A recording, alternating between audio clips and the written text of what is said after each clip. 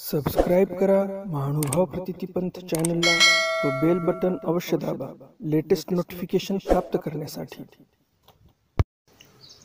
दंडवत प्रणाम। जय श्री कृष्ण। मी ईश्वरदास महानुभाव सर्वांचं स्वागत करतो आपल्या महानुभाव प्रतितीपंथ या चॅनलमध्ये। आज आपण जाणून घेणार आहोत लीळाचरित्राचा इतिहास। दररोज आपण लीळाचरित्र ऐकतो, पण आज त्याच लीळाचरित्राचा इतिहास माहिती करून घेणार आहोत। तर कुठेच जाऊ नका, पाहत राहा महानुभाव प्रतितीपंथ चॅनल। तुम्हाला असेच रोचक आणि ज्ञानवर्धक व्हिडिओ आवडत असतील तर हे चॅनल लगेच सबस्क्राईब करा, व्हिडिओला लाईक व शेअर नक्कीच करा। चला तर मग आज काही नवीन माहिती करून घेऊया। लीळाचरित्राचा इतिहास।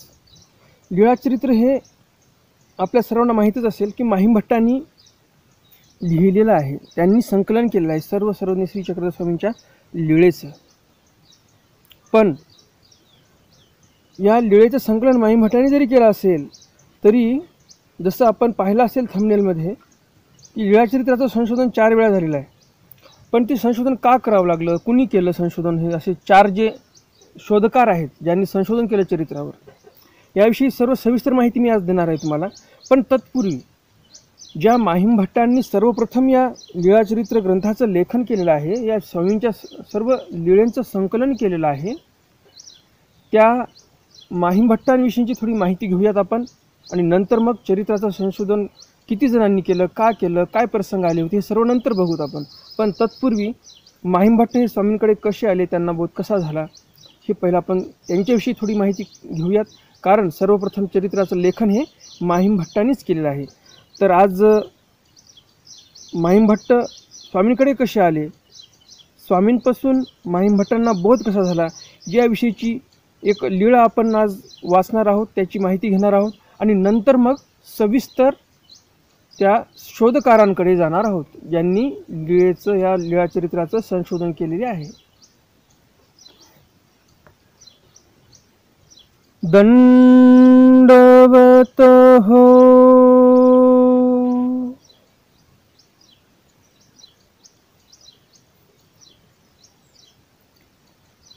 माहीम भट्टा उदग्रहणिका पूर्वक ईश्वर प्रतीती करणे।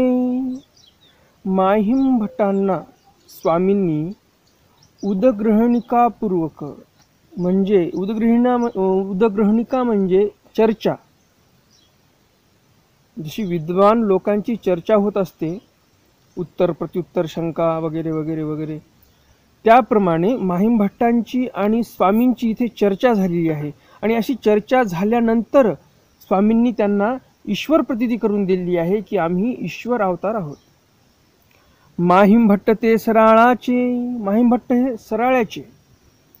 माहीम भट्टासी 5 दर्शने वाचिली। माहीम भट्टांनी 5 दर्शने वाचलेली आहेत।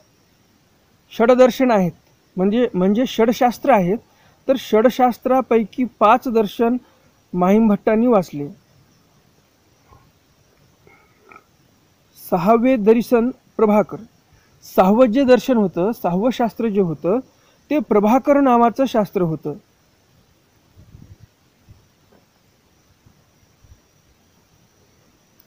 ते ए देसी वाचू नये। ते प्रभाकर नावाचं शास्त्र ये देसी म्हणजे महाराष्ट्रामध्ये वाचू नये, इथे अध्ययन करता येत नव्हतं। मग तेलंग देशी वाचूनी आले। तेलंग देशमध्ये गेले, ते म्हणजे तेलंगणामध्ये गेले, तिथे जाऊन त्याचं अध्ययन केलं प्रभाकर शास्त्राचं आणि मग आले। आलिया उपरी गणपती आपयोसी भेटी जारी। तेलंगणामधून प्रभाकर शास्त्राचं अध्ययन केल्यानंतर माहीम भट्ट परत महाराष्ट्रात आले। गणपत आपयोंची भेट झाली, उघाणी झाली, त्यांच्यासोबतही उघाणी झाली। गणपत आपयो म्हणजे माहीम भट्टांचे मामा आणि माहीम भट्टांचे सासरेही होते। तर अशी उघाणी झाली म्हणजे त्यांचीही चर्चा झाली। मग माहीम भट्टी म्हणितले। माहीम भट्ट म्हणतात, उभे गंगा तटाकी आळू माळू पानरट धरू गणपती आपयो जाणती। ज्यावेळेस तेलंगणामधून सराळ्याला माहीम भट्ट येत होते, प्रत्येक गावामधल्या विद्वान ब्राह्मणांना ते परास्त करत येत होते शास्त्रार्थामध्ये। तर असं उभय गंगा तीरावर सर्व ब्राह्मणांना त्यांनी शास्त्रार्थामध्ये परास्त केलं, पराजित केलेलं आहे. आणि शेवटी ते जाऊन भेटले त्यांच्या मामांना म्हणजे सासऱ्यांना. तर सासऱ्यांना भेटल्यानंतर त्यांच्याशीही त्यांनी उघाणी केली, चर्चा केली. आणि चर्चा केल्यानंतर सासरेबुवा हरलेच, परंतु तरीही काहीतरी मान राखावा म्हणून ते काय म्हणतात की तुम्ही या उभय गंगा तीरावर, उभय म्हणजे काय तर गंगेचे, उभय म्हणजे दोन्हीही तीर, नदीला दोन काठ असतात, तर उभय म्हणजे दोन्ही काठावरचे जेवढे ब्राह्मण आहेत त्या ब्राह्मणांपैकी आळूमाळू पानरट धरू गणपतापिव जाणती. आळूमाळू म्हणजे थोडं बहुत 5-10 पानांचं धर्मशास्त्राचं ज्ञान हे गणपत आपयोंना आहे असं माहीमभट्ट म्हणतात. मग गणपती आपयो म्हणितले गणपत आपयो म्हणतात. गणपत आपयोंना लक्षात आलं की अरे माहीमभट्टांना त्यांच्या विद्वत्तेचा, त्यांच्या ज्ञानाचा खूप अहंकार झालेला आहे. आणि म्हणून गणपत आपयो काय म्हणतात, माहीमभट्टो तुमची वाचिल्याचे फळ ताई होय, जय श्री चांगदेव रावळा गोसावियांसी भेटी होय. माहीमभट्टो तुमच्या वाचल्याचं, तुम्ही जे अध्ययन केलेलं आहे शास्त्राचं, त्याचं फळ ताई होय म्हणजे तेव्हा होईल, जय म्हणजे जेव्हा श्री चांगदेव रावळा गोसावियांसी भेटी होय. श्री चांगदेव राऊळ म्हणजे सर्वज्ञ श्री चक्रधर स्वामींची तुमची ज्यावेळेस भेट होईल त्यावेळेस या तुमच्या वाचल्याचं, तुमच्या या अभ्यासाचं फळ होणार आहे. माहीमभट्ट यावर म्हणतात ते काही विद्वांस, ते काही फार विद्वान आहेत का ना महात्मे. गणपती आपले म्हणतात नाही, विद्वान आहेत की नाही ते मला काही माहीत नाही, पण ते महात्मे आहेत. माहीमभट्ट विचारतात काही शास्त्रार्थ जाणीती, काही शास्त्रार्थ माहिती आहे का त्यांना, शास्त्राचं काही अध्ययन केलेलं आहे त्यांनी. मा जाणती की नेणती ते नेणो. गणपताप्यो म्हणतात शास्त्रार्थ काही जाणतात की नेणती म्हणजे नेणतात म्हणजे माहिती नाही, म्हणजे त्यांना ज्ञान आहे किंवा नाही शास्त्राचं ते मी नेणो, मला काही माहिती नाही. ते मराठीत अनावर बोलत असती म्हणजे सर्वज्ञ श्री चक्रधर स्वामी हे मराठीत अनावर बोलती म्हणजे सुंदर अशी मराठी बोली, एकदम छान प्रकारे मराठीत बोलतात ते.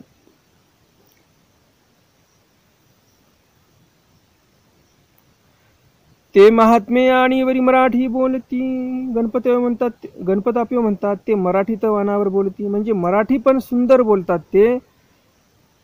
असं सांगितल्यानंतर माहीमभट्ट म्हणतात ते महात्मे आणि वरी मराठी बोलतात ती, तरी मासी माही आसी काही बोलती. अरे ते पहिलंच तर महात्मे आणि वर फक्त मराठी बोलतात, तरी मासी माही आसी काही बोलती. तर मला माझ्यासोबत माहिया, मी माहिया म्हणजे मी माहीमभट्ट, माझ्यासोबत काय बोलतील ते.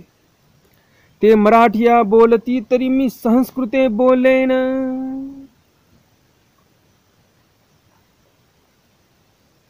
माहीमभट्ट म्हणतात ते मराठिया बोलती, ते जर मला मराठीत बोलतील तरी मी संस्कृते बोलीन.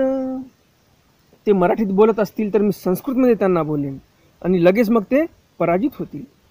हो का तुम्ही त्याच्या दर्शना जाल ते वेळी माते घेऊन जा. माहीमभट्ट गणपताप्योंना म्हणतात ठीक आहे, तुम्ही ज्यावेळेस स्वामींच्या दर्शनाला जाणार त्यावेळेस मलाही सोबत घेऊन जा दर्शनाला. माहीमभट्ट बासा ते बोलविले, तेवेळी माते घेऊन जा. गणपतराव म्हणतात तुम्ही ज्यावेळेस स्वामींच्या दर्शनाला जाल त्यावेळेस मला पण घेऊन जा. आणि मग एकुदी गणपती आपयो गोसावियाच्या दर्शना निघाले. माहीमभट्ट बासा ते बोलविले. एकू दिवशी गणपताप्यो स्वामींच्या दर्शनासाठी निघालेली आहेत. मग गणपताप्योंनी माहीमभट्टांना बोलवलं, कारण माहीमभट्ट म्हणाले होते तुम्ही ज्यावेळेस स्वामींच्या दर्शनाला जाणार त्यावेळेस मला पण बोलवा. दोघे निघाले. माहीमभट्ट बासांना म्हणजे माहीमभट्टांना बोलवलं आणि दोघेही निघाले स्वामीच्या दर्शनाला. मग माहीमभट्ट बास वाटे अवघी स्थळे मनन करू लागले. मग माहीमभट्ट रस्त्याने सर्व स्थळांचं मनन करायला लागले. आता ते सर्व स्थळाचं मनन म्हणजे नेमकं काय करू लागले, ऐसे बोलती तरी ऐसा आक्षेपू करीन, ऐसे बोलती तरी ऐसा आक्षेपू करीन.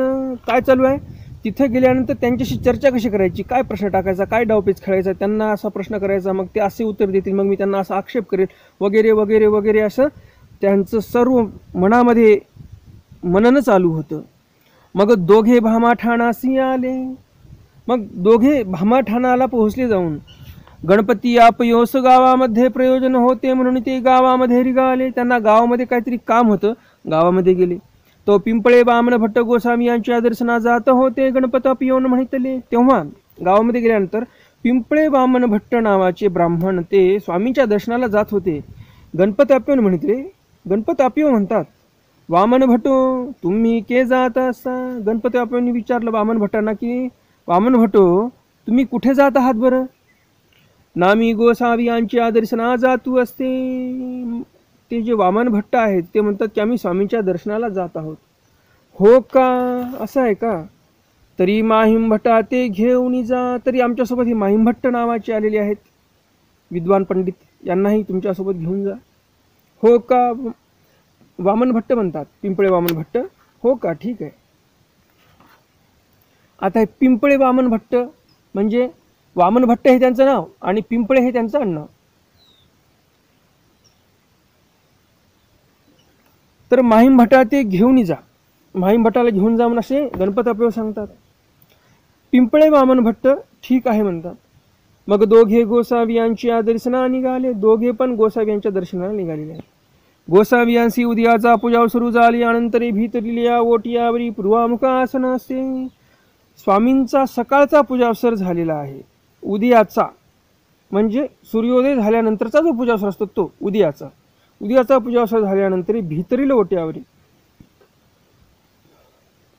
भीतरील ओट्यावरी राजमठाच्या भीतर जो ओटा आहे त्या ओट्यावर पूर्वामुख आसन होतं. गोसावी यांचा श्रीकंठी गळदंडा. स्वामींच्या श्रीकंठामध्ये गळ्यामध्ये गळदंडा होता म्हणजे गळ्यामध्ये हार होता. श्रीमुखी तांबूळ, श्रीमुखामध्ये तांबूळ होतं. बहाळ प्रदेशी चंदनाचा आडा. बहाळ प्रदेशी कपाळावर चंदनाचा आडा लावलेला होता. ऐसे देखिले असं पाहिलं. पिंपळे वामन भटी गोसावी यांसी दंडवते घातली. श्रीचरणा लागले माहीम भट्टी काया प्रणित केले. पिंपळे वामन भट्ट स्वामींपाशी आले, साष्टांग दंडवत घातले, स्वामींच्या श्रीचरणा लागले म्हणजे त्या स्वामींच्या श्रीचरणावर आपलं कपाळ टेकवलं, नतमस्तक झाले, पाया पडले. माहीम भट्टी काया प्रणित केले. त्यांनी काया प्रणित केलं. काया प्रणित म्हणजे काय, जसं आपण हल्ली बघतो आजकालची पिढी, आजकालचा जमाना खूप बिझी झालेला आहे. मी असे किती वेळेस तरी बघतो शहरामध्ये किंवा गावाकडे पण,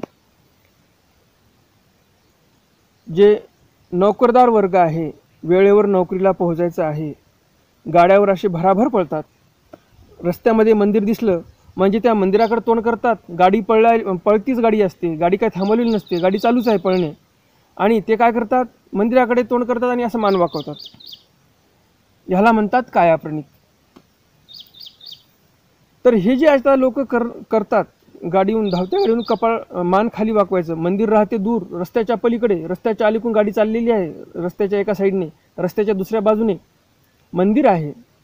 मग त्यामध्ये डिवायडर जरी असेल तरी ते तसंच नमस्कार करतात त्या मंदिराकडे बघून. असे आजकाल बिझी झालेले आहेत लोक, जे नश्वर प्रपंच आहे त्यासाठी एवढे बिझी झालेले आहेत. आणि जे सोबत येणारी शिदोरी आहे देवाधर्माची, ते देवधर्म कसा करत आहेत, गाडीवर बसून दुरूनच येतो देवा, चाललो कामावर. आणि ज्यावेळेस मग घरामध्ये काही फार मोठं संकट आलं मग म्हणणार देवा असं तू का केलं. म्हणजे देवाने यांचा ठेकाच घेतलाय, त्यांचं वाईट करायचं. देवाला काय घेणं देणं पडलं, तुमचे कर्म तुम्ही भोगणार. तुम्ही आतापर्यंत देवासाठी केलंच काय ते देवाला तुम्ही म्हणताय की देवा तू माझं असं का केलं. असो, किंबहुना इथं पण माहीम भट्टाने पण काया प्रणित केलेलं आहे. का काया प्रणित केलं, कारण की त्यांच्या मनामध्ये अहंकार भरलेला आहे की मी विद्वान पंडित आहे. गंगा तीरावर दोन्ही बाजूच्या म्हणजे उभय गंगा तीरी मला पराजित करेल असा कोणी विद्वान ब्राह्मण नाही, मी सर्वात विद्वान आहे. एवढंच नाही तर माहिमभट्ट असे होते की दिवसा हातामध्ये मशाल घेऊन फिरायचे. काय म्हणायचे, आकाशामध्ये एक सूर्य आहे तर या जमिनीवर नानाचा भास्कर मी आहे म्हणे. नान मार्तंड माहिया म्हणजे माहिमभट्ट मी आहे, हातामध्ये मशाल घेऊन फिरायचे.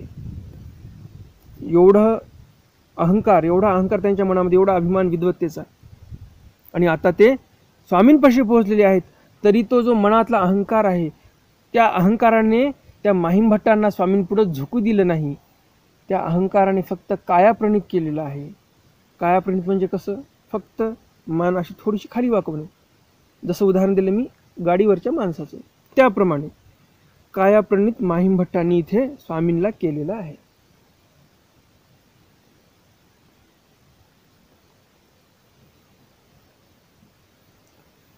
गोसावी ते देखले आणि मागील अवघ्याची विसरले. स्वामींना पाहिलं, सपूजित मूर्ती पाहिली स्वामींची. आणि अशी मूर्ती पाहिल्यानंतर अवघेची विसरले. जे काही मनामध्ये मनन केलं होतं, मी असा प्रश्न विचारेल, स्वामी असं उत्तर देतील, तर मी असा आक्षेप करेल, वगैरे वगैरे, जे काही मनामध्ये मनन करून ठेवलं होतं या चर्चेसाठी, ते अवघेची विसरले. सर्व काही माहिमभट्ट विसरून गेलेले आहेत. नाव एक पिंपळे वामन भट्ट होते. थोडे वेळ पिंपळे वामन भट्ट तिथं बसून होते. मग गोसावी अशी दंडवत करून निघाले. स्वामींना दंडवत केला आणि मग निघाले. माहिमभट्टो चाला ना. पिंपळे वामन भट्ट माहिमभट्टांना म्हणतात, चाला ना, चला ना. असे पिंपळे वामन भट्ट म्हणतात. ते उगेची, माहिमभट्ट उगेच होते, गप्प बसलेले होते. सर्वज्ञ म्हणितले. स्वामी म्हणतात, तुम्ही तव चाला, या असो आवडेल तव असती मग येती. स्वामी म्हणतात, तुम्ही जा. पिंपळे वामन भट्टांना स्वामी म्हणतात, तुम्ही जा, या असो आवडेल तव असती. माहिमभट्टांना जोपर्यंत इथे आमच्याजवळ बसावंसं वाटेल तोपर्यंत बसतील, मग येती. ज्यावेळेस निघून जावंसं वाटेल निघून जातील, गावाकडे येतील वापस. मग पिंपळे वामन भट्ट निघाले. पिंपळे वामन भट्ट परत आपल्या गावी निघालेले आहेत.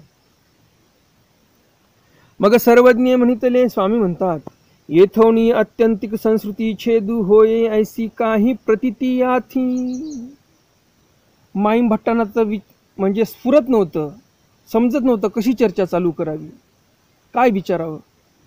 मनामध्ये तर खदखद आहे भरलेली की आम्ही यांच्याशी चर्चा करणार, आम्ही यांना परास्त करणार स्वामींना, पण चर्चेला सुरुवात कशी करावी हेच समजायला मार्ग नव्हता. कारण स्वामींना पाहिलं आणि ते सर्वच विसरून गेलेले होते. मग स्वामी म्हणतात, स्वामीच चर्चेला वाचा फोडतात, स्वामीच चर्चा चालू करतात. येथोनी अत्यंतिक संस्कृती छेदू होय, ऐसी काही प्रतिती आती. स्वामी म्हणतात की येथोनी म्हणजे हे जे भवबंधनामध्ये जीव पडलेले आहेत संसारामध्ये, या सर्व जीवांना, या जीवांच्या ठिकाणी जे अत्यंतिक अशी संस्कृती बंधनं लागलेली आहेत, या बंधनाचा छेदू होय म्हणजे हे बंधनं तुटून जातील आणि हा जीव ईश्वराच्या प्राप्तीला जाईल. ऐसी काही प्रतिती आती. अशी काही तुम्हाला अनुभव आहे, अशी काही प्रतिती आहे का, असा काही उपाय तुम्हाला माहिती आहे, असा प्रश्न स्वामींनी माहिमभट्टांना केलेला आहे. माहिमभट्टी म्हणितले. हा जो प्रश्न स्वामींनी केलेला आहे, हा प्रश्न साधारण नाही. या सृष्टीच्या निर्मितीला कारण असणारा हा प्रपंच आहे. या सृष्टीच्या निर्मितीला कारण असणारा हा प्रश्न आहे. तर हा जो प्रश्न आहे तो अति महत्त्वाचा आहे. कारण परमेश्वराने या सृष्टीची रचनाच या प्रश्नामुळेच केलेली आहे की हे जीव पडलेले दिसले परमेश्वराला. परमेश्वराला वाटलं ह्या जीवांना कसा आपला आनंद देता येईल. हा प्रश्नच मुळात परमेश्वराला सृष्टी रचनेच्या अगोदर पडलेला आहे.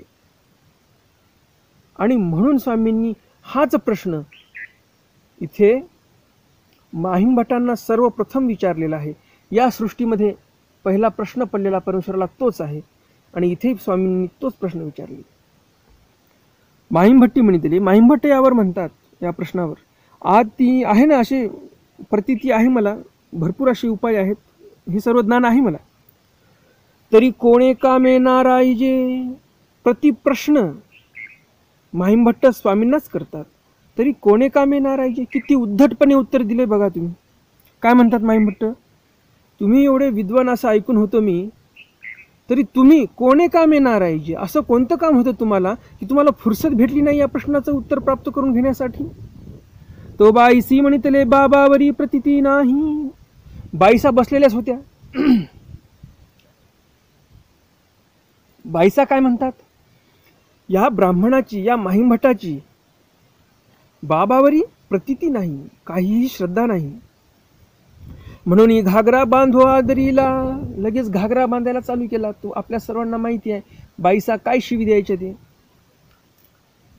तुझा मडा बादो घागरा, घागरा मसनवेरी जाय वाजत टुनूटुन वगैरे अशी त्यांची शिवी असायची. म्हणजेच काय तर तुझं मडं बसू दे, ज्याप्रमाणे आपण आता म्हणतो की नाही, आता सहसा पाहतो आपण भांडणं झाले की तुझं मडं बसू दे आपण म्हणतोच, त्याप्रमाणे बाईसा म्हणायच्या तुझं मडं बसू दे, पटकन मरू दे तू, आणि तुझ्या मढाला चांगला घागरा बांधू दे. ते मसनवेरी, ते चांगले घुंगरू जे आहेत मसनवेरी टणटण वाजत तू मळं डंगडंग वाजत जाऊ दे मसनात, जसं आपण बोलतो त्याचप्रमाणे बाईसाही अशाच बोलायच्या. तर असं बाईसांनी घागरा बांधो आदरीला असं शिव्या देणं चालू केलेलं आहे. गोसावी श्रीकरे श्रीमुखे श्रीमुकुटे वारिले, श्रीमुकुटे म्हणितले. गोसावी श्रीकरे श्रीमुखे श्रीमुकुटे म्हणितले. बाई राहा, बाई गप्प बसा. जीवा अनंत जन्माचे खते बैसले असती, या जीवावर अनंत जन्माचे, अनंत म्हणजे काय ज्यांची गंतीच नाही एवढ्या जन्माचे खते बैसले असती. खते म्हणजे खंती जे असते, खंती भोगून उरलेला तो खता. जे दोष आहेत या जीवाच्या ठिकाणी आहेत ते सहसा कायसे फिटतील. ते जे दोष आहेत, ते जे खता आहेत ते कसं काय फिटतील बरं? झाडलिया बीन, त्याची झाडणी केल्यावर तुम्ही कसं काय फिटतील? नक्कीच फिटणार नाही. त्यांची पहिले झाडणी करावी लागेल आणि नंतर मग हे दोष फिटतील. यावरी गोसावी सूर्येचा दृष्टांत निरूपिला. यावर स्वामींनी सूर्येचा दृष्टांत सांगितलेला आहे. आणि पूर्वी काही ऐसे तुम्ही न कराची, स्वामींनी पूर्वाश्रमीच्या आठवणी जागृत करून दिल्यात बाईसांना. जे पाय पुसणे बैसून देव, जे पाय पुसणे बैसो द्या, दुधी करंटा पाणी भातून दाची. मग पूर्वाश्रमीचं बाईसांनी काय काय केलं होतं? पाय पुसण्यावर बसायला टाकलं होतं, दुधी करंट्यामध्ये पाणी भात खायला दिला, हे सर्व स्वामींना पण काढलं. पुरे बाबा पुरे बाबा. मग बाईसा म्हणायला लागले बाबा पुरे करा पुरे करा, असं बाईसा म्हणायला लागले. म्हणून पोळली, आणि मग मनामध्ये पोळ निर्माण झाली. मग सर्वज्ञ म्हणितले. मग स्वामी म्हणतात तरी कैसी आती. माईमभटांनी काय विचारलं होतं? माईमभटांनी उत्तर काय दिलं होतं? स्वामींनी प्रश्न केला संस्कृती बंधनापासून जीवाची मुक्तता कशी होईल? माईमभटांनी उत्तर काय दिलं? तरी कोणे कामे नारायजे. प्रतिती तर आम्हाला आहे, उत्तर आमच्याकडे आहे प्रश्नाचं, पण तुम्ही कोण्या कामात होते एवढे बिझी की तुम्हाला या प्रश्नाचं उत्तर येत नाही? यावर मग स्वामी म्हणतात, हे सर्व प्रकरण आटोपल्यावर, तरी कैसी आती, तुम्हाला जी प्रतिती आहे म्हटलात तुम्ही, तर ती प्रतिती कशी आहे? तुम्हाला काय याविषयी माहिती आहे? काय ज्ञान आहे? काय पर्याय आहेत या जीवाची या संसार बंधनापासून मुक्त होण्याची? माईमभट्टी म्हणितले. माईमभट्ट म्हणतात कर्म की जे, कर्म करत राहा, कर्म की जे, कर्म करा. कर्मा तो सुद्धा अंतकरण होय, आणि कर्म केल्यानंतर अंतःकरण माणसाचं शुद्ध होते. सुधे अंतःकरणे वैराग्य उपजे, आणि माणसाचं अंतःकरण शुद्ध झाल्यानंतर वैराग्य निष्पन्न होते. वैराग्य ज्ञान होय, वैराग्य उत्पन्न झाल्यानंतर ज्ञान होय. असं वैराग्य माणसाच्या मनामध्ये तयार झालं की मन ज्ञान होते. आणि ज्ञान उदय मोक्ष, माहीमठाने सरळ सांगितलं, ज्ञानाचा उदय झाला म्हणजे मोक्षाची प्राप्ती झाली. मग यावरी सर्वज्ञ म्हणितले. प्रश्नाचं उत्तर माहीमठांनी दिलं. ह्यावर स्वामी त्या उत्तरावर आक्षेप करतात. काय आक्षेप करतात? नित्य निमित्तके कर्मे तिये प्रतिदिनीच्या प्रत्यवाया परिहारा गेली, कामिके तिये फळा गेली. माके असे कर्म मा कायसेन सुद्धा अंतःकरण होईल, माके असे वैराग्य मा कायसे ज्ञान उदय जेल, माके असे मोक्ष. एकी क्रियेचा ठाई काही दोन्ही फळे असती. स्वामींनी पार त्या उत्तराचा पोस्टमॉर्टम करून टाकलेला, इथं चिंध्या चिंध्या वेगळ्या करून टाकल्या त्या उत्तराच्या. असा आक्षेप केला स्वामींनी की ते उत्तर बिलकुल तिथं उभंच राहू शकलं नाही त्या स्वामींच्या आक्षेपापुढं. ते स्वामींनी इथं आक्षेप कसा घेतलेला आहे ते आता तुम्हाला सविस्तर अर्थ करून सांगतो त्याचा. स्वामी असे म्हणतात, यावर सर्व नियम दिले. स्वामी म्हणतात, नित्य निमित्तिके कर्मे, कर्माचे दोन प्रकार असतात. एक नित्यकी कर्म असतात, एक नैमित्तिके कर्म असतात. आता नित्यक कर्म आणि निमित्तिक कर्म कशाला म्हणतात ते सांगतो. नित्य कर्म म्हणजे काय? दररोजच्या दररोज उठणे, काय पूजापाठ, स्नान संध्या वगैरे आटोपणे करणे, दररोजचं वृत्तवैकल्य जे दररोजचे असतील काही ठराविक ते करणे, पूजापाठ करणे, पारायण करणे, हे नित्य, याला नैतिक कर्म, नित्य कर्म म्हणतात, म्हणजे दररोज करायचे. नैमित्तिक कर्म, नैमित्तिक म्हणजे काय? तर निमित्त आहे कशाचं तरी. सोमवती अमावस्या आहे, सोमवारी त्याला बोलतात आपण, एक पर्व काळ आहे. हे या पर्वाच्या दिवशी विशिष्ट काळामध्ये विशिष्ट पूजाविधी आटोपायची. आता हे निमित्त कर्म केले असे काही, ते प्रतिदिनीच्या प्रत्यवाया परिहारा गेले. मग प्रतिदिनीच्या प्रत्यवाया, जे प्रतिदिनीचे काही तुमचे कर्म आहेत पापाचे, त्याच्या परिहारासाठी ते कर्म संपले, मायनस प्लस बराबर होऊन गेले. कामिकी ते फळा गेली. आता कामिक नावाचं एक कर्म सांगतात, एक नित्यक सांगितले, एक नैमित्तिक सांगितले, एक तिसरं आणि कामिक आहे. आता नित्यक तुम्हाला सांगितलं नित्यदिनी करायचे कर्म. नैमित्तिक म्हणजे आषाढी आहे, नवमी आहे, नैमित्तिक त्याला म्हणतो आपण खांडे महानवमी, आषाढी, महाशिवरात्री, भावेसनी एक नावाचा सण असतो तो, सोमवारची अमावस्या त्याला सोमवती अमावस्या म्हणतात. असे जे काही वर्षाकाठी मोजके असे नैमित्तिक कर्म करण्याचे पर्व असतात त्याला निमित्त कर्म म्हणतात. अजून स्वामी परंतु एक इथे तिसरा कर्माचा प्रकार सांगतात. तिसऱ्या कर्माचा प्रकार कोणता आहे ते? तर तो प्रकार आहे कामिके कर्म. कामिके कर्म म्हणजे काय? कामिक म्हणजे मनामध्ये कामना ठेवून कर्म केलेले ते कामिक कर्म. तर स्वामी म्हणतात कामिकी ती फळा गेली. नित्य निमित्तिके दररोजचे पाप केले त्याच्या परिहारासाठी गेले, मायनस प्लस बराबर होऊन गेले, आणि कामिकी ती फळा गेली. कामिके म्हणजे काय? तर मनामध्ये कामना ठेवून केलेले कर्म. ज्याप्रमाणे एक उदाहरण देऊन सांगतो तुम्हाला. ज्याप्रमाणे एखादी आई माझ्या मुलीला चांगलं घर भेटावं म्हणून एखाद्या देवाला जाऊन नारळ बांधलं, विडा ठेवला, देवाला सांगितलं, देवा मी 5 खेटा करीन, माझ्या मुलीला चांगलं घर भेटू दे. 5 खेटा केला देवाच्या, महिनेवारी जे काही होत्या, पौर्णिमेच्या पौर्णिमेला किंवा अमावस्याच्या जे काही असेल, तर अशा 5 खेटा त्या बाईने आपल्या मुलीच्या लग्नासाठी, लग्न चांगलं जुळावं, घर चांगलं भेटावं म्हणून 5 खेटा देवाला कबूल केल्या. त्या 5 खेटा त्या बाईनं केल्या आणि 5 खेटा अशा पूर्ण झाल्यानंतर त्या बाईच्या मुलीचं लग्न जुळलं चांगल्या घरी. याला कामिक म्हणतात. कामना होती मनामध्ये मुलीचं चांगलं लग्न व्हावं, चांगल्या घरी पडावी मुलगी. त्याप्रमाणे 5 खेटा केल्या, देवाने 5 खेट्या स्वीकार केल्या, मुलीला चांगलं घर प्राप्त करून दिलं. 5 खेटाच्या मोबदल्यामध्ये, 5 वाऱ्यांच्या मोबदल्यामध्ये देवांनी त्यांना त्यांच्या मुलीला चांगलं घर प्राप्त करून दिलं. आता इथं मोबदल्यात मोबदला संपला. दुकानदाराला 100 रुपये दिले, त्याच्या बदल्यात तुम्ही 100 रुपयाची बिस्किटची पुडे घेतले, व्यवहार संपला. तिथं मायनस प्लस बराबर. तुमचं त्या दुकानदाराकडे काय घेणं राहिलं नाही, दुकानदाराचं काय तुमच्याकडे काय घेणं देणं राहिलं, घेणं देणं संपलं तिथं. तर याला म्हणतात कामिके कर्म. मग स्वामी म्हणतात असे जे कामिक कर्म आहेत तुम्ही कर्म केले, आता उरलं काय हो मागं? मेल्यानंतर मागे उरलं काय तुमच्यासोबत येण्यासाठी? जे कर्म तुम्हाला नरकापासून वाचवेल, ईश्वर प्राप्ती करून देईल, असं काय उरलं? स्वामींनी हा आक्षेप घेतलेला आहे तिथं.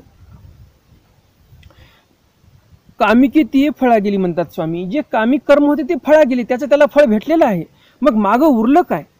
मग स्वामी काय म्हणतात? मा के असे कर्म. आता कुठं मागे कर्म उरले सांगा, दाखवून द्या. मा कायसेन सुद्धा अंतःकरण होईल.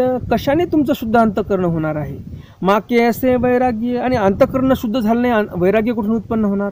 मा कायसेन ज्ञान, वैराग्यच उत्पन्न झालं नाही, ते ज्ञान कुठून उत्पन्न होणार? ज्ञान कुठून प्राप्त होणार? मा के असे मोक्ष.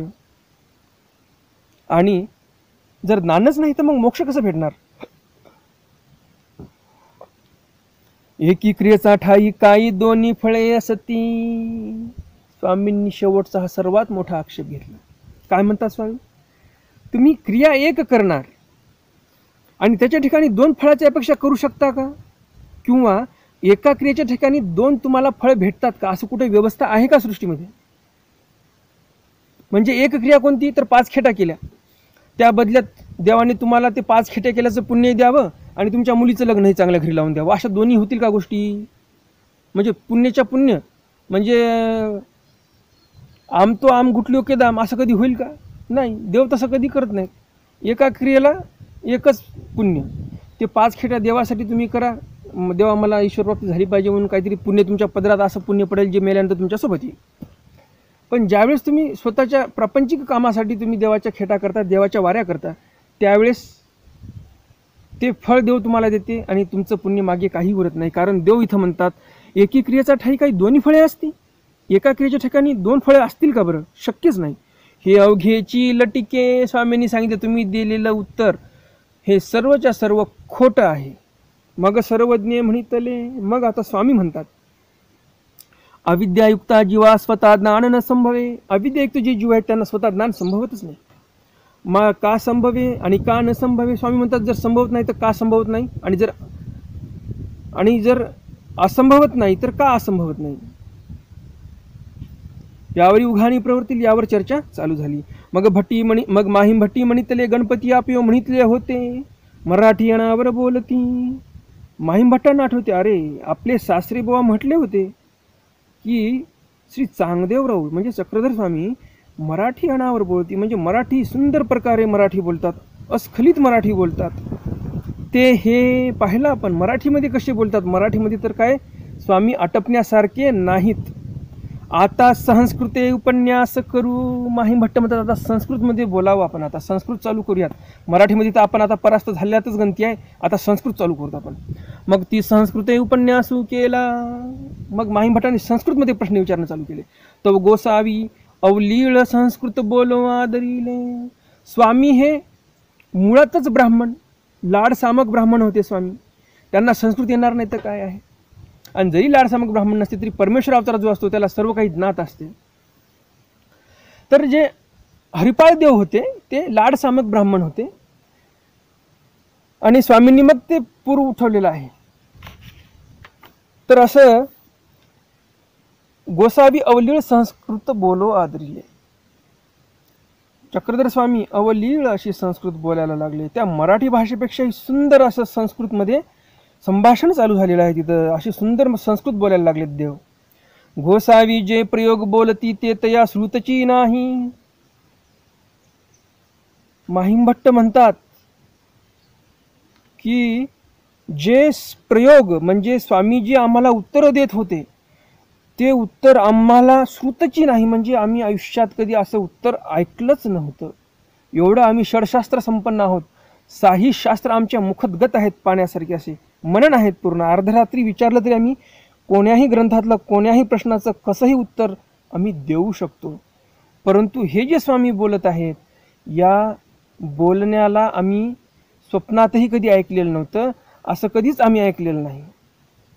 ऐसी घडिया चारी संस्कृते उघाणी झाली. 4 घड्यापर्यंत संस्कृत म्हणजे संस्कृतमध्ये उघाणी म्हणजे चर्चा झालेली आहे स्वामींची आणि माहीम भट्टांची. मग संस्कृते निरुत्तर केले. मग संस्कृतमध्ये पण स्वामींनी माहीम भट्टांना निरुत्तर केलेलं आहे, पराजित केलेलं आहे. मग माहीम भट्ट उगेची राहिले. मग माहीम भट्ट उगेची राहिले. माहीम भट्ट गप्प बसले. मग गोसावीची मुख केले. मग स्वामींनीच मुख केलं म्हणजे पुन्हा बोलणं चालू केलं. मुख केलं म्हणजे जे माहीम भट्ट गप्प बसले त्यांना बोलकं केलं. सर्वज्ञ म्हणितले. आता ह्यापुढं सर्वज्ञ श्री चक्रधर स्वामी सूत्रपाठातील जे सुरुवातीचं प्रकरण आहे, पूर्वी प्रकरण, हे सांगतात. हे जे पूर्वी वगैरे जे आहेत देवाच्या मुखातले वचनं, ह्यामध्ये गूढ असं ब्रह्मविद्याशास्त्र लपलेलं आहे.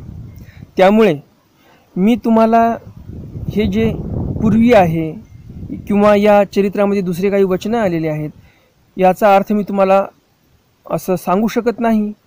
तरी आपण समोर जाऊयात. ज्यांना याचा अर्थ ऐकायचा असेल त्यांना मी नक्कीच माझ्या या व्हिडिओच्या डिस्क्रिप्शनमध्ये माझा मी नंबर देईल. ज्यांची इच्छा आहे अर्थ ऐकून घेण्याची ते मला फोन करू शकतात. तर असं स्वामींचे जे श्रीमुखातले वचनं आहेत, सूत्रपाठातील जे महत्त्वपूर्ण असे ब्रह्मविद्येमधले वचनं आहेत, ते वचनं मी इथे सोडत आहे. आणि समोर जाऊयात आपण. फक्त हे जे सर्व निरूपण आहे स्वामींचं जे वचनं वगैरे, त्याचा सारांश म्हणून एवढं सांगतो मी तुम्हाला. एका वाक्यात स्वामी म्हणतात की या सृष्टीमध्ये जर जीवाला मोक्ष प्राप्त करून घ्यायचा असेल तर या जीवाने परमेश्वराचं दास्य केलं पाहिजे, परमेश्वराची सेवा केली पाहिजे आणि ज्ञानही प्राप्त करून घेतलं पाहिजे, आचरणही तसं केलं पाहिजे, तर ते ईश्वराची प्राप्ती होऊ शकते. असं सर्व झाल्यानंतर स्वामी निरूपण करतात. माहिमभट्ट शेवटी विचारतात, तुम्ही सांगितलं दास्य करायसाठी, दास्य करायचं तरी कोणाचं आम्ही, ज्यामुळे आम्हाला मोक्ष प्राप्त होईल. यावर सर्वज्ञ म्हणितले स्वामी म्हणतात,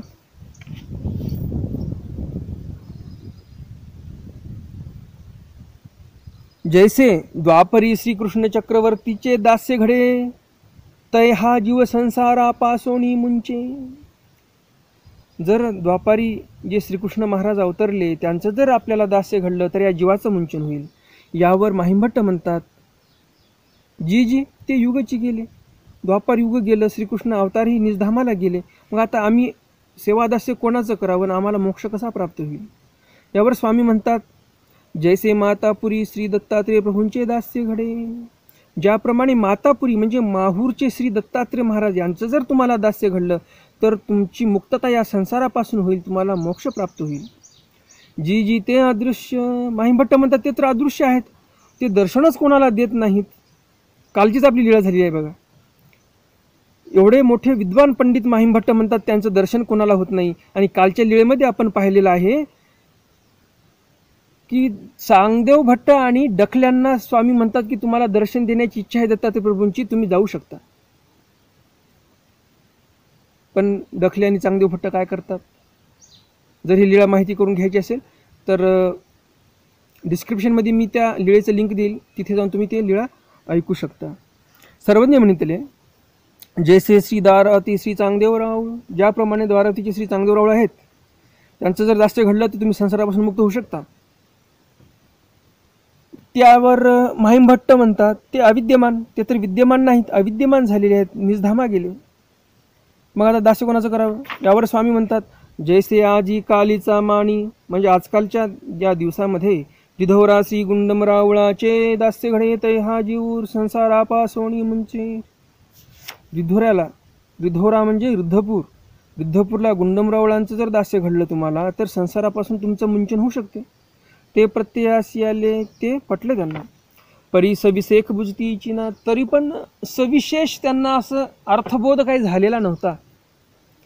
मग माहिमभट्ट म्हणतात, जी सन्निधान ते कैसे. जी सन्निधान ते कसं बरं. पण सर्वज्ञ म्हणितले ते ऐसे. मग स्वामी आखरीला म्हणतात ते ऐसे म्हणून आपण याकडे श्रीकर दाखविला. स्वामी स्वतःकडे श्रीकर दाखवतात आणि सर्वज्ञ म्हणतात जीवासी बोध.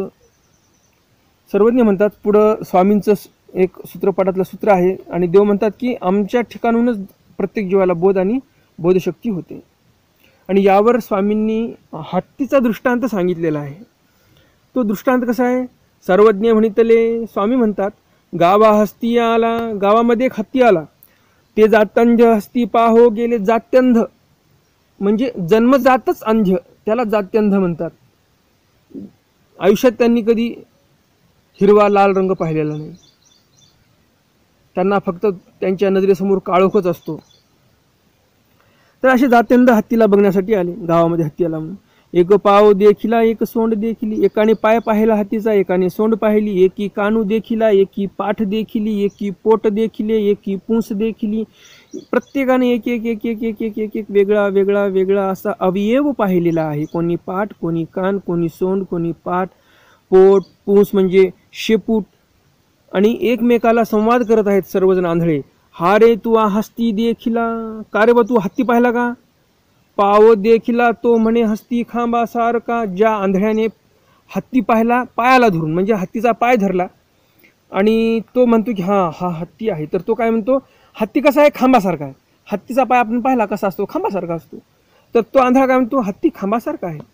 सोंड देखिला तो म्हणे हस्ती मुसळासारखा. ज्या आंधळ्याने हत्तीची सोंड पाहिली तो म्हणतो हत्ती मुसळासारखा आहे. ज्याने कान पाहिला तो म्हणतो हत्ती सुपासारखा आहे. ज्याने पाठ पाहिली तो व्यक्ती म्हणतो आंधळा हत्ती हा भीतीसारखा आहे. आणि ज्या व्यक्तीने पोट पाहिलं हत्तीचं तो म्हणतो हत्ती कोथळ्यासारखा आहे. ज्यांनी शेपूट पाहिली तो म्हणतो हत्ती खराट्यासारखा आहे. ऐसे एकमेकाविरोधी ती असे एकमेकाला विरोध करायला लागले आहेत. त्यामध्ये डोळसू होता तो म्हणे, त्यामध्ये एक डोळस आला म्हणजे ज्याला डोळे होते जो पाहू शकतो असा एक व्यक्ती आला. तो काय म्हणतो, आगाये हा हस्तीचा एकू एकू अवयवू हा होय. आगाये, अरे हा हत्तीचा एक एक अवयव आहे, परी हस्ती नव्हे. तो जो डोळस व्यक्ती आहे तो काय म्हणतो सर्वांना येऊन आंधळ्यांना त्या, अरे हे जे सर्व तुम्ही म्हणताय हे सर्व हत्तीचे एक एक अवयव आहेत, पण हत्ती नाही. हे ऐसा अवयवी युक्त तो हस्ती, या सर्व अवयवांनी युक्त असा तो हत्ती आहे. तैसे जयासी जे शक्ती प्रकाशली असे तो ती शक्ती ते परमेश्वर म्हणे. तैसे म्हणजे त्याप्रमाणे जयासी जे शक्ती प्रकाशली, म्हणजे ज्या व्यक्तीला जी शक्ती प्रकाशली परमेश्वराच्या ठिकाणी तो तिये नव्हे. ऐसा अवयव युक्त तो हस्ती.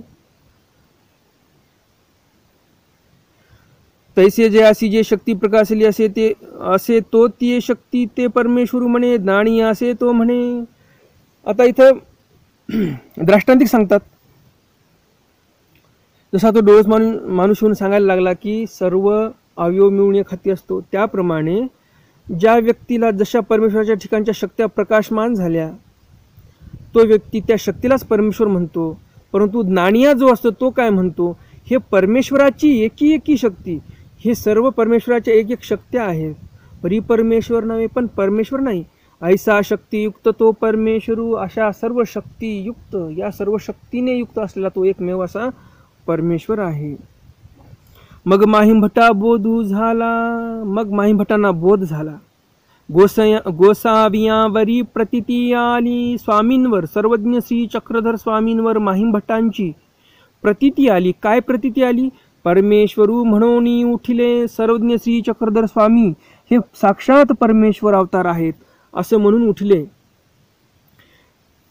गोसावियासी दंडवते घातली. श्रीचरणा लागले. स्वामींना दंडवत घातले त्यांनी आणि श्रीचरणाला लागलेले आहेत.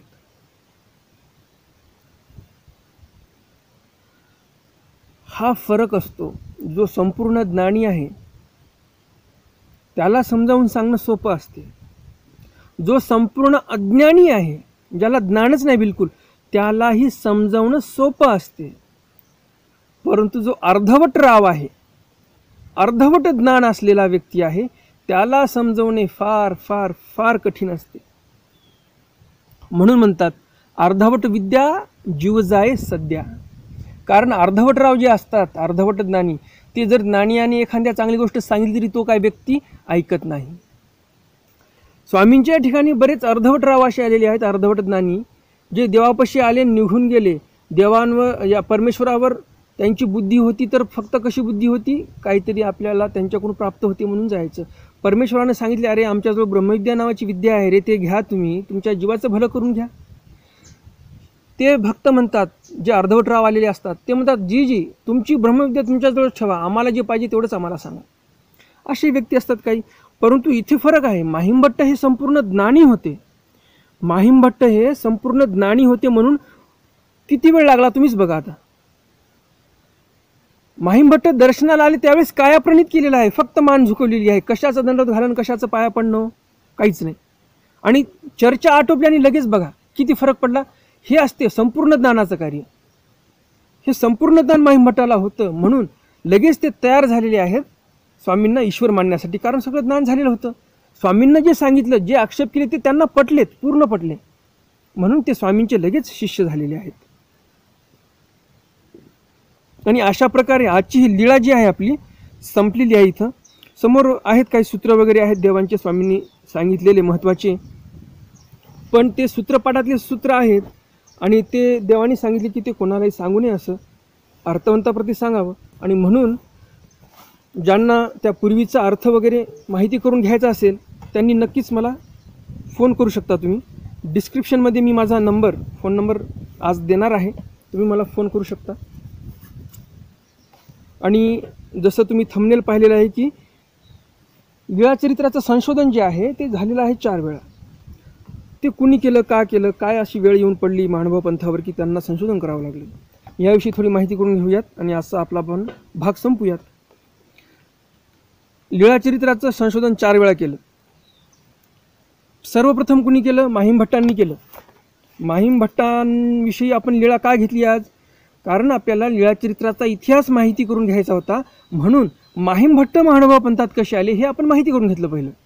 आता आपण माहिती करून घेऊयात माहीम भट्टांनी लीळाचरित्राचं जे संकलन केलं ते का केलं, काय प्रसंग असा उद्भवला ज्याच्यामुळे माहीम भट्टांच्या डोक्यात आलं की आपण हे लीळेंचं संकलन केलं पाहिजे. स्वामींचं प्रयाण झालेलं आहे उत्तरपंथे.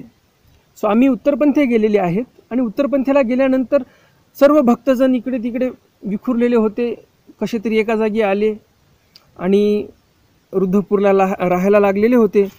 रुद्धपूरला राहत असताना जे वाजेश्वरी नावाचं स्थान आहे रुद्धपूरला, त्या ओढ्याच्या बाजूला विश्रामगृहाच्या जवळ रुद्धपूर गावामध्ये प्रवेश करते वेळेस चांदूर बाजारकडून जर तुम्ही आले रुद्धपूरला जाण्यासाठी तर मध्ये जो मोठा नाला लागतो, ओढा लागतो, त्याच्या उजव्या हाताला म्हणजेच रस्त्याच्या उजव्या हाताला जे विश्रामगृह आहे, एक शाळा पण आहे तिथे आणि तिथेच वाजेश्वरीचं स्थान पण आहे, जिथे या लीळाचरित्र ग्रंथाची निर्मिती केली, जिथे या लीळाचरित्राचं लिखाण करण्यात आलेलं आहे. तर तिथे त्या वाजेश्वरीच्या ठिकाणी नागदेवाचार्य विजनासाठी यायचे आणि स्वामींच्या लीळेचं स्मरण करायचे, ध्यान करायचे स्वामींचं. एके दिवशी माहीम भट्ट आले तिथे. माहीम भट्ट येतात आणि नागदेवाचार्यांना विचारतात, भट्टो तुम्ही इथे बसून काय करता बरं? त्यावर नागदेवाचार्य उत्तर देतात, आम्ही इथे दररोज स्वामींचे जे लीळा घडलेले आहेत, चरित्र घडलेले आहेत स्वामींचे, त्या लीळांचं आम्ही स्मरण करत असतो. मग असं नागदेवाचार्यांनी उत्तर दिल्यानंतर माहीम भट्टांनी तात्काळ लीळा संकलनाची कल्पना मांडली. मी लीळेचं संकलन करू का? आचार्यांनी त्याला दुजोरा दिला. ठीक आहे, सांगितलं तुम्ही करू शकता संकलन. मग त्यांनी सान्निध्यात जे भक्त होते स्वामीच्या सन्निधानामध्ये जेवढे काही भक्त होते त्यांच्याकडून सर्व लीळा विचारून संकलित केल्या. स्वामी ज्या ज्या गावाला गेले होते तेथे तेथे जाऊन त्यांनी माहिती काढली. बघा किती मोठं कार्य आहे हे. स्वामी जिथे जिथे गेले म्हणजे पूर्ण महाराष्ट्रात स्वामी जिथे जिथे भ्रमण केलं स्वामींनी, त्या तिथे गावामध्ये जाऊन त्यांनी लीळेचं संकलन केलेलं आहे.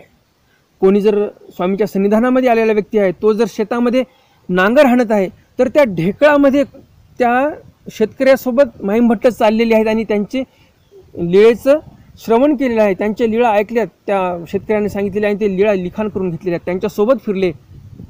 किती कष्ट घेतलेत बघा तुम्ही लीळेचं संकलन करण्यासाठी. माहीम भट्टांनी संकलित केलेल्या सर्व लीळा नागदेवाचार्यांपुढे वाचून दाखवल्या. मग नागदेवाचार्यांनी परीक्षणात्मक निरीक्षण केले. अशा प्रकारे लीळाचित्राचा प्रथम ग्रंथ निर्माण झाला. अशा प्रकारे एकदम सुंदर असा एक चरित्राचा ग्रंथ निर्माण झाला. एक पहिली प्रत तयार झालेली आहे. अशी ही प्रत एकुलती एक होती. एक दुर्दैवाची गोष्ट अशी, जे माहीम भट्टांना सुचलं, ते जे नागदेवाचार्यांची शिष्यमंडळी आहे त्यांना सुचलं नाही की आपण एवढे मोठे माणसं, एवढं जे काही गोविंदप्रभू महाराजांच्या सन्निधानामध्ये जेवढे काही भक्तमंडळी होती, आपण एवढे जण आहोत, तर लीळाचित्राची प्रत जी आहे ती आपल्याकडे एकच आहे. मग या प्रतीच्या दुसऱ्या 2-4 प्रती तयार करूयात आपण. हे दुर्दैव आहे महानुभाव पंथाचं की हा विचार कोणालाही नाही आला. फक्त माहीम भट्टांना एक विचार आला आणि त्यांनी एक चरित्राची प्रत तयार केली आहे. त्या प्रतीपासून दुसऱ्या प्रती तयार कराव्यात अशी कोणालाही आवश्यकता वाटली नाही. हे दुःखाची बाब आहे, दुर्दैवाची बाब आहे आपल्यासाठी. दुर्दैवाची का म्हणतोय मी? कारण यवनाच्या धाडीमध्ये माहीम भट्टाने संकलित केलेला जो ग्रंथ होता, जी लीळाचरित्राची मूळ प्रत होती ती गहाळ झाली. मुसलमानाच्या धाडी आल्या, त्याच्यामध्ये सगळं वाद वाद वाद, इकडं पळ तिकडं पळ, सर्व गुरुकुळ विखुरल्या गेलं. नको नको त्या यातना सहन कराव्या लागल्या, दुःख सहन करावं लागलं. त्यामध्ये आपला जो ग्रंथ होता लीळाचरित्राचा, माहीम भट्टांनी संकलन केलेला त्यांच्या हस्ताक्षरांमधला, तो ग्रंथ गहाळ होऊन गेला. हे दुर्दैव आपलं. तो ग्रंथ गहाळ झाला आणि महानुभाव पंथामध्ये पूर्ण एकही प्रत त्याची उपलब्ध नव्हती. हे मोठं दुर्दैव आपलं. मग आता ग्रंथ तर गहाळ झाला, ग्रंथाची आवश्यकता तर आहे परमार्गाला, मग काय करायचं आता? मग परशुराम व्यास जे होते कवीश्वर व्यासांचे शिष्य, कवीश्वर व्यास जे होते ते विद्वान पंडित, त्यांचे शिष्य हे परशुराम व्यास. परशुराम व्यासांनी मग परमार्गामध्ये जेवढे काही संत मंडळी होती, महात्मा मंडळी होती, त्या सर्वांना जे काही मुखगत लीळा होत्या, त्या सर्व लीळा परशुराम व्यासांनी संकलन केलं. त्याचा एक ग्रंथ तयार केला. हे दुसरे शोधकार. पहिले शोधकार कोणते? माहीम भट्ट. त्यांनी सगळं संशोधन केलं, शोध घेतला, लीळेचा शोध घेतला आणि लीळाचरित्र निर्माण केलं. बरोबर. मग आता हे दुसरे शोधकार कोण ठरले? कारण की ग्रंथ तर गहाळ झाला, माहीम भट्टांनी तयार केला. मग दुसरे शोधकार कोण आहेत? परशुराम व्यास. यांनी सर्व संकलन केलं, लिखापडी सगळी केली, खूप कष्ट घेतले पुन्हा ग्रंथ तयार करण्यासाठी. हे दुसरे शोधकार. असा दुसरा ग्रंथ तयार झाला. आणि मग हा दुसरा ग्रंथ तयार झाल्यावर हा जो ग्रंथ होता तो सुंदर बोलायसा नावाच्या ज्या शिष्या होत्या परशुराम व्यासांच्या, त्यांच्याकडे हा ग्रंथ असायचा. अशीच धाड पडली पुन्हा मुसलमानांची, यवनांची. आणि मग नंतर तोही ग्रंथ गहाळ झाला. सुंदर बोलायसाचे आता आपल्या सर्वांना माहिती आहे सुंदर बोलायसाविषयी काय काय झालं ते. सुंदर बोलायसांनी दाडाचा विशेष होता. डोमेग्रामच्या उंबरवट्याचं पात्र होतं त्यांच्याकडे, लीळाचित्राचा ग्रंथ होता. हे सर्व काही घेऊन त्यांनी त्या धाडीमध्ये विहिरीत उडी मारलेली आहे. असो, पण त्यावेळेसही हा ग्रंथ गहाळ झालेला आहे. त्यांच्यासोबत तो ग्रंथ गहाळ झाला. आता पुन्हा प्रश्न पडला ग्रंथ निर्मितीचा. आता ग्रंथ निर्माण कसा करायचा? पुन्हा लीळा संकलित करण्याची गरज निर्माण झाली. तेव्हा ग्रंथाचे तिसरे संशोधन आणि संकलन हे पंथाचे, आपल्या मानवा पंथाचे 7वे आचार्य गुर्जरशिव व्यास जे होते, त्यांनी या ग्रंथाचं पुन्हा निर्माण केलेलं आहे. ग्रंथाचं संकलन केलं, पूर्ण लीळा संकलित केली आणि लीळाचरित्र नावाचा ग्रंथ तयार केला. तो ग्रंथ सर्व परमार्गाने स्वीकारला. आणि त्याच ग्रंथाला म्हणजे गुर्जरशिव व्यासांनी जे लीळाचरित्र तयार केलं संकलन करून सर्व लीळांचं, त्या ग्रंथाला पिढीपाठ असं म्हणतात. आताही सर्व लोक त्या ग्रंथाला पिढीपाठच असं म्हणतात. त्याच्यामध्ये पाठभेद निर्माण झाली पुन्हा पुन्हा. तर पिढीपाठ हा सर्वात महत्त्वाचा. परंतु त्या ग्रंथात काही पुन्हा उणिवा भासल्या आपल्या लोकांना, आपल्या विद्वान पंडितांना. आणि तसं वाटल्यामुळं जे मुरारी मल्ल व्यास होते, मुरारी मल्ल व्यासांनी पुन्हा संशोधन केलं. म्हणजे आता बघा तुम्ही, पहिलं माहीम भट्टांनी संशोधन केलं, नंतर परशुराम व्यासांनी दुसरं संशोधन केलं. तिसरं संशोधन सुंदर बोलायशामुळं परशुराम व्यासाचे शिष्य सुंदर बोलायसा, परशुराम व्यासांनी ते लीळाचरित्र सुंदर बोलायशाकडे दिलं. सुंदर बोलायशामुळे ते ग्रंथ गहाळ झाला. हे दुसऱ्या संशोधनामधलं लीळाचरित्र आपल्यापासून दूर गेलं, गहाळ झालं. आता तिसरं संशोधन कोणी केलं? तर गुर्जरशिव व्यासांनी, जे पंथाचे 7वे आचार्य गुर्जरशिव व्यास यांनी जे संशोधन करून ग्रंथाची निर्मिती केली लीळाचरित्र ग्रंथाची, हे आपले तिसरे शोधकार आहेत लीळाचरित्र ग्रंथाचे. आणि चौथे शोधकार जे आहेत या लीळाचरित्र ग्रंथामध्ये काही उणिवा आहेत म्हणून पुन्हा चौथ्यांदा लीळेची शोधणी कोणी केली तर ते आहेत मुरारी मल्ल व्यास. हे चौथे शोधकार आहेत, त्याला चौथे शोधन असे म्हणतात. तर असे 4 शोधण्या कराव्या लागल्या, 4 शोधकार आहेत. आणि हे जर तुम्हाला पाठ करायचं असेल, आता हे मी मोकळ्या भाषेत सांगितलं, कदाचित तुम्हाला अवघड जाईल ध्यानात ठेवण्यासाठी, लक्षात ठेवायला. तर यासाठी एक पद्य स्वरूपाचं एक काव्य आहे, त्यामधल्या काही 2-4 ओळी आहेत. त्या ओळी मी नक्कीच डिस्क्रिप्शनमध्ये टाकणार आहे, त्या तुम्ही पाठ करून घ्याव्यात. तसं मी तुम्हाला वाचून दाखवतो त्या ओळी. प्रथम आरंभी लीळेची शोधन केले पूर्वजाने माहीम भट्टी. काय म्हणतात? प्रथम आरंभी लीळेचे शोधन केले पूर्वजांनी माहीम भट्टी. दुसरी शोधनी परसरामांनी लीळांची करुणी बंध केला. मग तिसरेन शिवाचे शोधन मुरारी मल्लाने चवथेन. ऐसे शोधकार वेद संख्यासार लीळेचे प्रकार ऐकावे. असे लीळांचे सर्व प्रकार तुम्ही ऐकून घ्या असं इथं काव्य करणारे म्हणतात.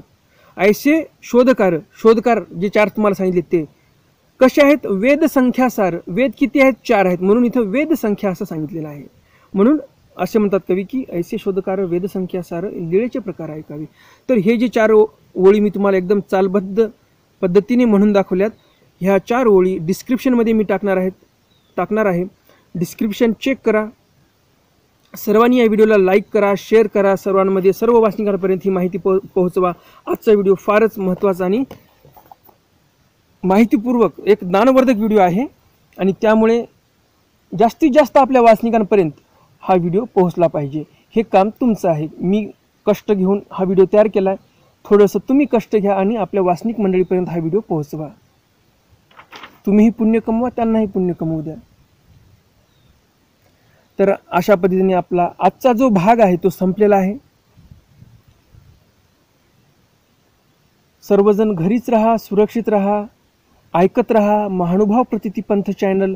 दररोज नवनवीन व्हिडिओ तुमच्यासाठी मी टाकत जाईन.